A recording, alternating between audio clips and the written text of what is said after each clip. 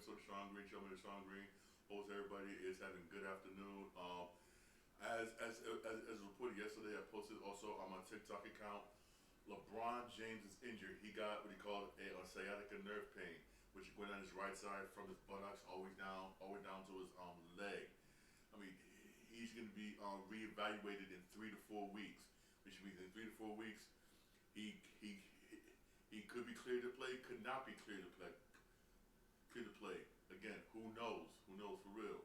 Who knows for real? Also, he is going to miss the Lakers opening night, which means hey, everything's be all up to Luka for real. Also, we get to see how good the Lakers are. When not for real, with Luka running the team and LeBron James not there. But hey, this many causes to sciatica nerve pain.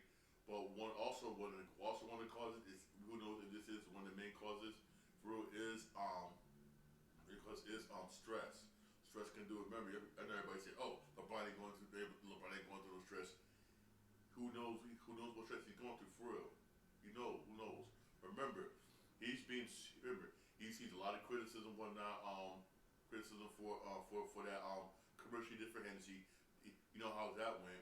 Then he sees a lot of talk, whatnot, about his son and everything. He's going through that. He's going through that. Or he's going through that. And who knows also other things he's going through for real. Trust me, for real, man. Hey, a lot of times you don't know what a person's going through behind the scenes, man. And in public, one of them may look all smiling, cheery, whatnot, but behind the scenes, who knows what he's going through, man, for real. Remember, who knows what he's going through, man, for real. Honestly, it could be one of the causes, could not be one of the causes. Who knows? But stress is one of the causes of sciatica. You don't believe me? Look it up. A lot of y'all got Gemini and Meta AI. Hey, ask it. It'll tell you it is one of the main causes. This is one of the causes. For real. Remember, this man, I gotta give him credit, man. He spent so much money on his body, and I give him all the credit in the world. That's just in his body, damn. But hey, there's one thing I will say this though: you cannot defeat, and this is the truth, Father Time. You cannot beat Father Time, man. For real, that's one person you cannot beat. Plenty of people tried to play it. I'm surprised he played this long in the NBA. I give him credit. But again, he's going to be out for 3 to 4 weeks. 3 to 4 weeks, and he'll be reevaluated. In 4 weeks.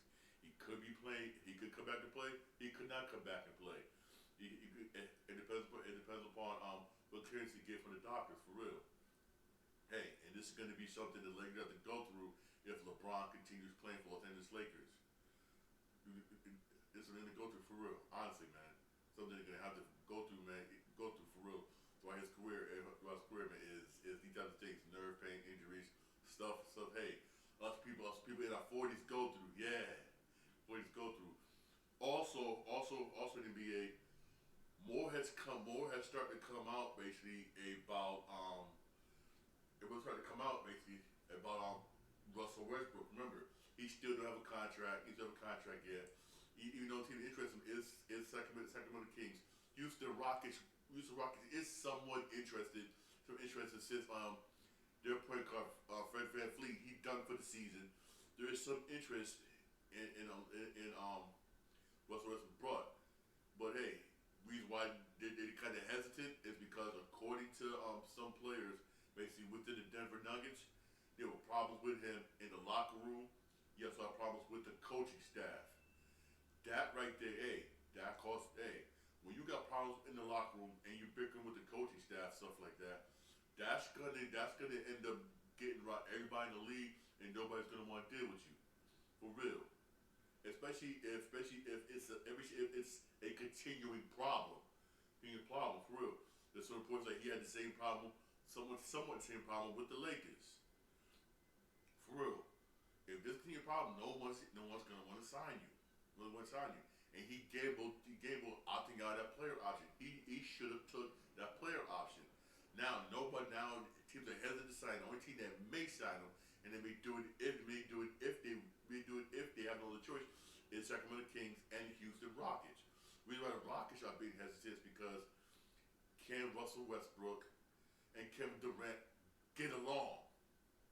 Even though I think he'll be perfect for the Houston Rockets and that young squad. I think he'll be perfect, and he'll be starting again instead of coming off the bench. But, keyword but, can Kevin Durant and Russell Westbrook get along?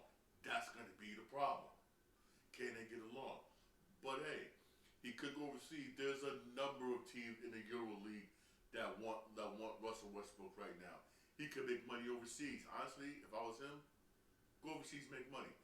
Everybody else is doing it and making money. There's nothing wrong with playing overseas. Ain't nothing wrong with that for real. And plus, there's players again. I quote from Bougie Cousins. He said it's more harder over there than it is over here because he said over there in Europe they go according to the rules of old school NBA. You remember old school NBA back in the day with Jordan, Isaiah, and them, where you was allowed to hand check. You was allowed to be buddy up tough on defense. Where I'm so on you one, I'm so on you when you smell my bad breath on your back type of defense. You know what I'm talking about? That type of defense. That the defense. They don't call tic tac foul over there like they do over here. That's why players like Luca, and all them guys are to come over here and say, "Oh, it's easy over here. It's easy over here for real." And it is. It is. It really is.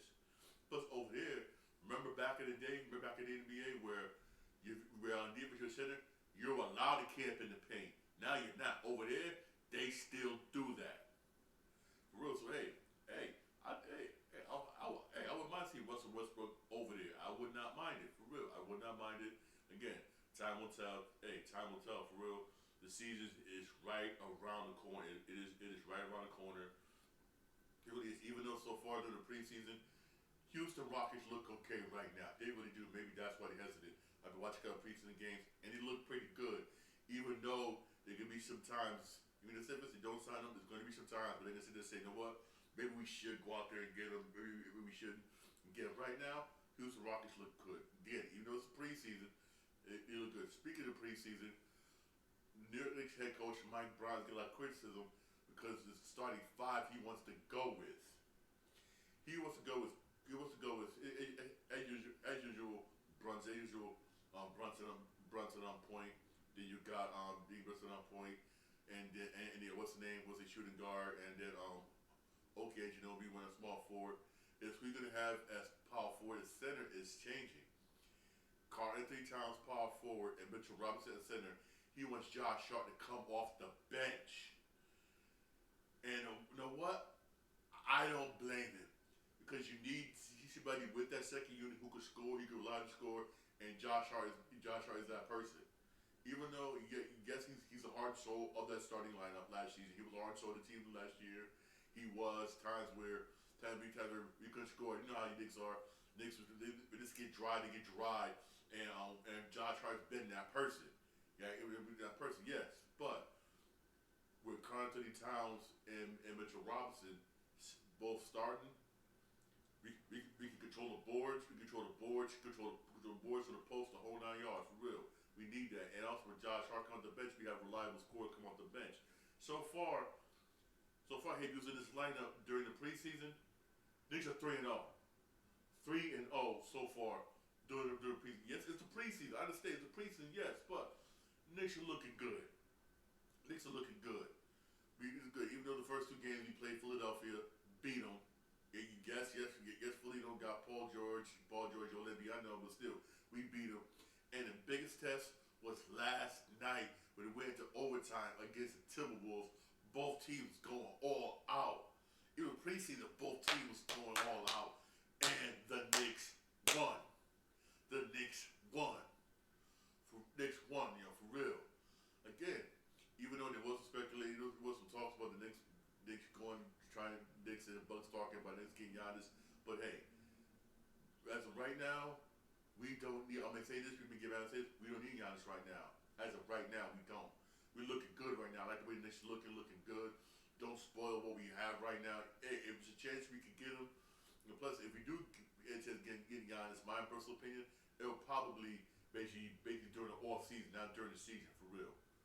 Because we don't have the draft picks to do the trade. We got the players, yes, regular players, yes, but the draft picks. Now we get mostly all of our freaking draft picks to get this freaking dude, man. I mean, but hey, the Knicks looking good year. They make it all the way to the finals. We look damn good this year. So far, the preseason 3-0. We looking very, very good. I like how the Knicks is looking right now. And with Mitchell and with Josh Hart coming off the bench, I think that's a good move. Good move one now because you need a reliable scorer for that second unit, and we got that for real. Also reliable scorer off on that second unit. They give the starters a much needed rest, something we wasn't giving them whatnot last season with Tibbs. Even though, hey, I'll continue to say this, I like Tibbs. Good defender. You like Tibbs. He's a defensive-minded coach, but he ran players to the ground. He gets results. Yes, I remember I said this play times or last season play times their past podcast. Tibbs is the type of coach that gets you to the playoffs. You can see the promised land, but you won't be able to cross. You can see the NBA championship like we did. We saw it, but we couldn't cross. We couldn't get there. Maybe Mike Brown better get us further for real. Because again, Tibbs runs a seven-man rotation. Mike Brown wants to run a 9. That's even better to give the players much rush. Even you had Josh Hart, some player that was saying we were exhausted when it came to the Indiana Pacers, and you saw how exhausted we was. Knicks was exhausted. You could see it. But hey, we still found ways to win. Still found ways to play good. And it was just a couple of mistakes that Tibbs made coaching wise that led us. But still, hey. Knicks look really good, very, very good. I like how the Knicks looking so far preseason. I say the Knicks should stay we got right now. Also, here's an update on Jason Tatum. Jason said he wants to play this year. He's recovering good, recovering nicely. He wants to play this year. But according to the Celtics whatnot, they're gonna basically weigh their options basically. Here's what I mean by this. Here's what I mean by that. Let's say for instance he's ready. He's ready by midway point of the season after the All-Star break. He's fully healthy, 100%. He's ready, right? If the Boston Celtics have a record to where they're not gonna make the playoffs, they most likely they can sit him out for the full year. Which honestly, hey, I wouldn't blame him. But if there's a chance they can make the playoffs and looking good, they're gonna bring him in. They can do something like that. In a way, I don't blame the Boston Celtics for doing it. I really don't. They're not gonna go the route of the Indiana Pacers. Since the playoff for a full year. Even though I would not blame Boston for doing it, I wouldn't blame him for doing it. For real. And Damian Lillard, he's sitting out for the full year. Trust me, he's gonna come back. He's gonna be like a beast and whatnot. Next season, for real. But again, they're gonna weigh their options out. Depends on how the record is whatnot. When he 100%, and most likely that's probably gonna be what, December, January, probably like around the All-Star break, somewhere around there. And honestly, in the way their team is constructed, because remember, they had to get rid of a lot of their players because of that second apron and everything. Because you want to go at luxury tax. That second apron, man, it's forced a lot of teams to do certain things. And they had to get rid of players they didn't want to get rid of. I mean, Drew Holiday, Porzingis, them two they did not want to get rid of, but they did. Especially Porzingis, because when healthy, Porzingis is a damn good player. He really is. He really is, for real. You know how many times he was having rebounds down the post, times where Tatum, times where we don't see Tatum or Brown, they kick it out to him, he'd be wide open for 3, bang, bang, bang. He made Boston scary. He did, but because of this, they had to get rid of him. They had to get rid of him, and now he's down to ATLA. Hopefully he helps the Hawks. He should be able to help the Hawks and get one healthy, but hey, I don't blame Boston for going this route. Hey, most likely I say this: if Boston's above 500, and it was just say 1-6 in the top 10, or look like they can make the play-in, he's playing. But it looks like there's no way in hell they're gonna make the play-in. He's sitting out for the rest of the year. Have him 100% for next season. I think that'd be a good move. I think that'd be a good move for Boston. Excellent move for the Boston Celtics. Excellent. For real. There is some NBA preseason game. In case you want to watch NBA preseason, you got Boston and Raptors at 7 o'clock. You got the Magic and 76ers at 7 o'clock. That game's gonna be on NBA TV. You got Jazz and Spurs at 8 o'clock, and you got Kings. You got Kings and Portland at on 10 o'clock. All right, hey. So far, NBA preseason has been good. It's been exciting. It's been really good. These players, hey, these dudes been going all out for real. Honestly, man, honestly, for real. He's been going all out and everything, man. Hey, check it out for real. I say check it out, man. Honestly, man. Also, when there's been update on WWE AJ Styles. AJ Styles confirmed. AJ Styles said he will retire next year. Most likely he's probably gonna retire either before or probably on his birthday next year. But he says he wants to retire. He wants to spend more time with his family. Also, he's getting up there in age, in which he is, man. Which he really is, man, for real. And plus, hey, I like AJ Styles, one of my favorite wrestlers. He has nothing really to prove anymore. He's a guaranteed Hall of Famer. So I don't blame AJ Styles for saying, you know what, next year I'm done, I'm gone. I'll be with my family more and everything. Hey, I don't blame him. I really, really don't blame him. Also, there's been an update with Big E. Looked like Big E said, he came out and said it, admitted, he said his career is behind him.